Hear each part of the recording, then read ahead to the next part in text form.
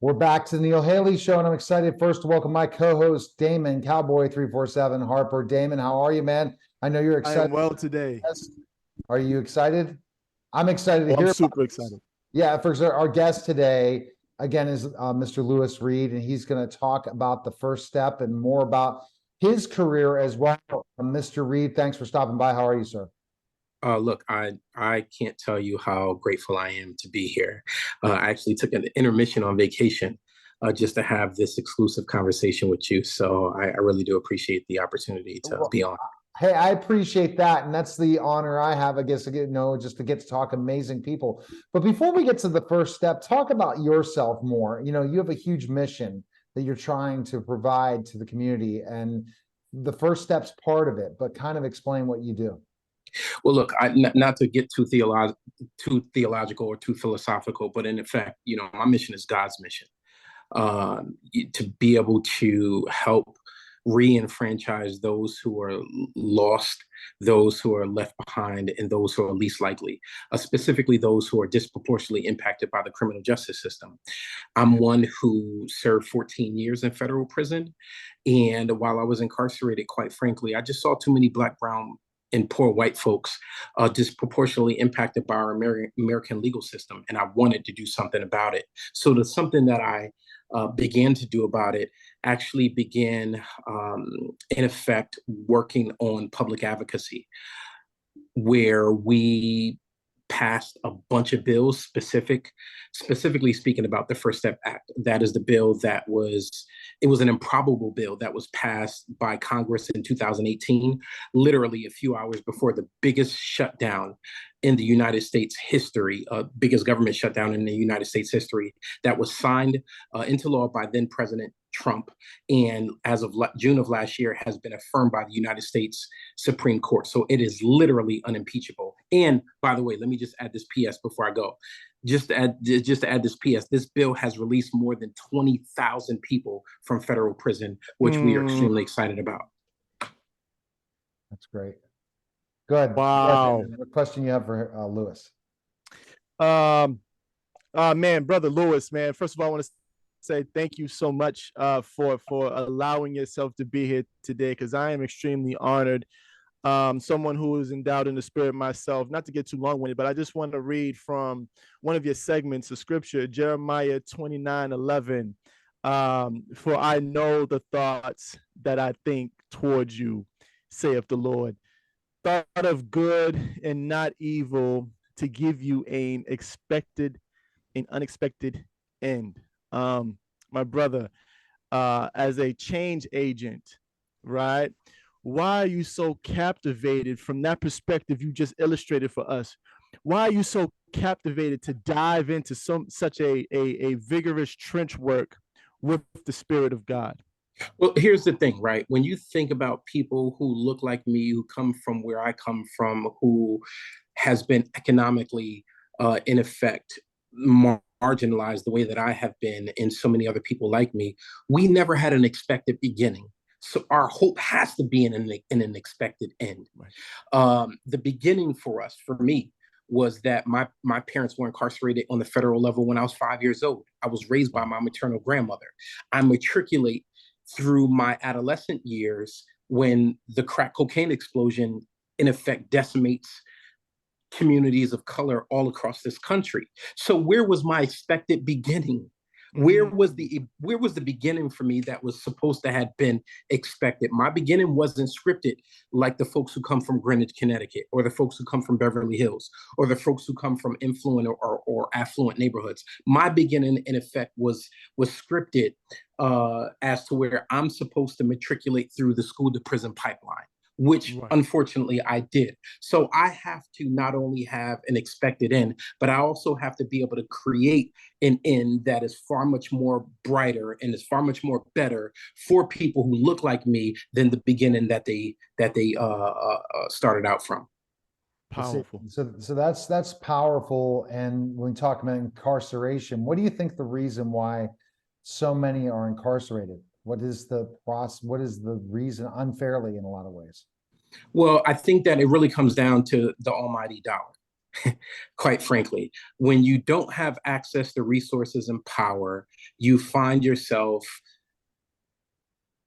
you find yourself disproportionately sentenced and excessively prosecuted.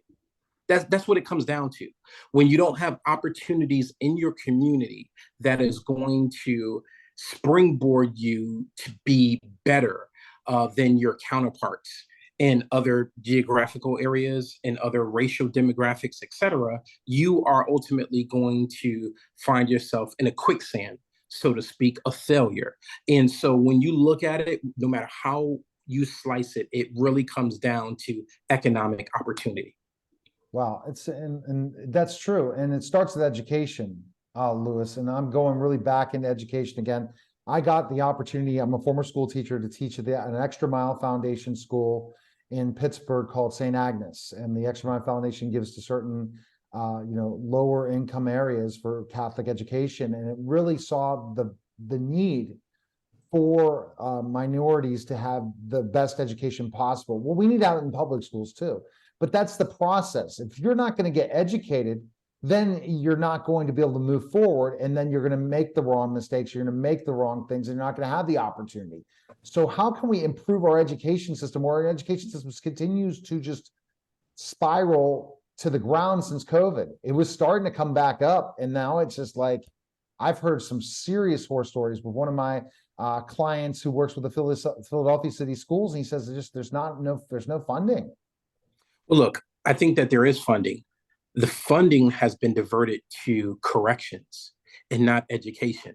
You think about this annually, we spend upwards of $80 billion collectively on our incarceration system that's not making people better. If at the very least, if people have to be incarcerated, don't you think that we should be providing a pathway to newer opportunities for them? These people should be educated. They should have access to vocational education. They should have access to virtual reality. They should have access to things that are actually going to create space and opportunity for them to tap into their genius in a way that was probably irresponsibly demonstrated prior to incarceration. But let's tap into that genius. Let's mobilize that potential. Let's stimulate that ambition, and let's convert those pain points into opportunities so that the entire community thrives. And that is what public safety should and could look like. There's this thing where, in the time that we live in, because of the pandemic, and YouTube University, and enrollment into institutions is dropping, and in there's like this subconscious void that can be filled.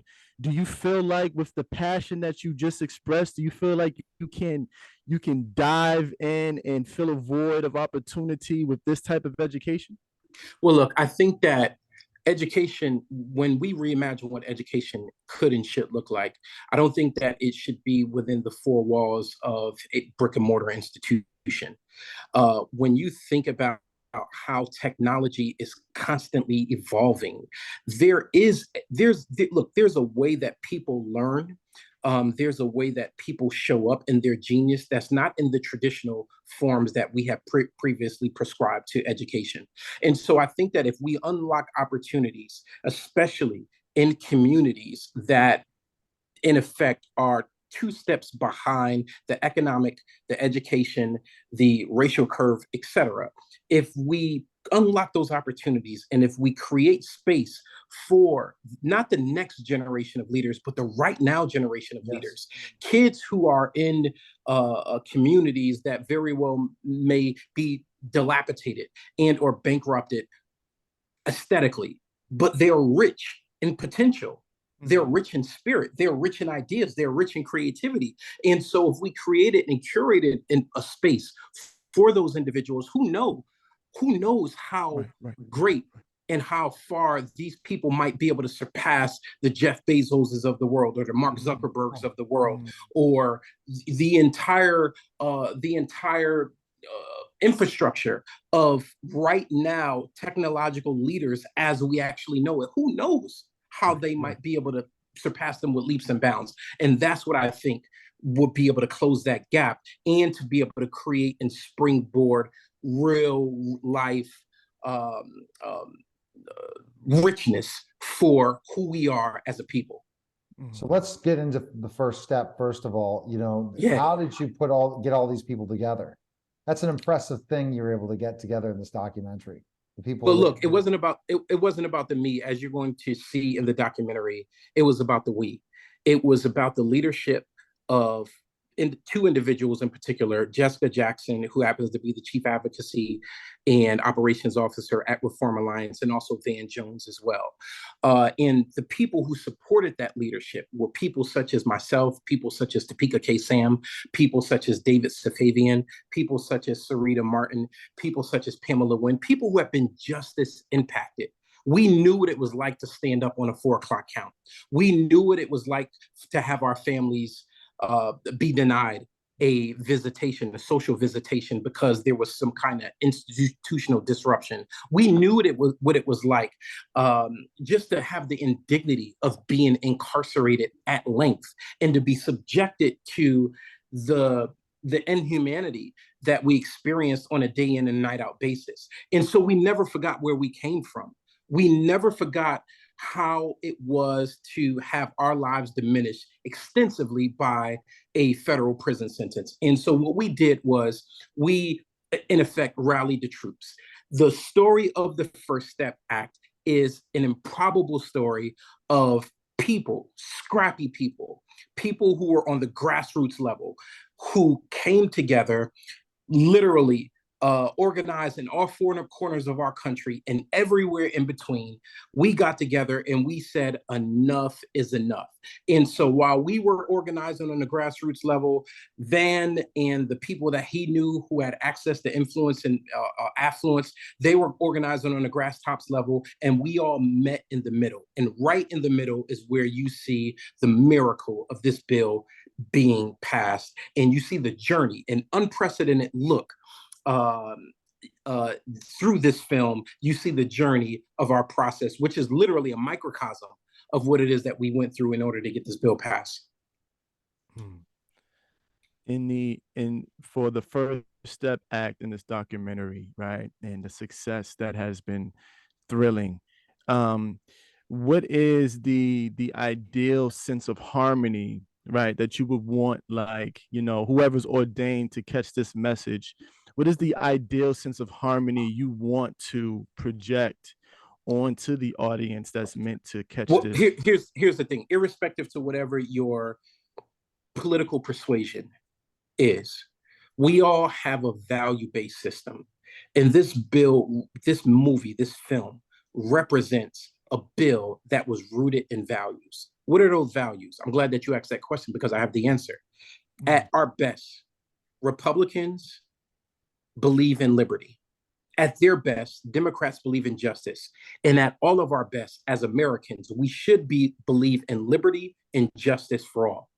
Not for some, not for the rich, not for the wealthy, not for the poor, not for the disenfranchised, but for all Americans. That is what this film represents. That is what this bill represents. Liberty and justice for all. Oh, wow. This is such powerful stuff, and just thinking about it and people checking this out, how you put this together, unbelievable. Where can people find information on the film? When does it come out? Look, number one, you can go to First Step Movie on any social media platform and or on the website, and you can find more information about the film. Look, a little bird told me, I don't know how true it is, but I heard that this film is going to be available on Amazon very, very, very soon. So if you don't have the opportunity or the benefit or pleasure to watch it in a theater near you, I am certain that you are going to be able to watch it on the streaming platform coming to you very, very soon. But don't say that you heard it from me. That's just what rumor has it. I like it. And where can we follow you, Lewis? Best place. Look, you can follow me on any social media platform at Lewis L. Reed, Louis, the letter L, Reed. If you really want to take a journey of my mind and where I am, etc., you can really reach out to me on Instagram. My DMs are always open. I would love to stay connected with your listening audience. All right. Definitely. All right. You're listening and watching the Neil Haley Show. We'll be back in just a moment.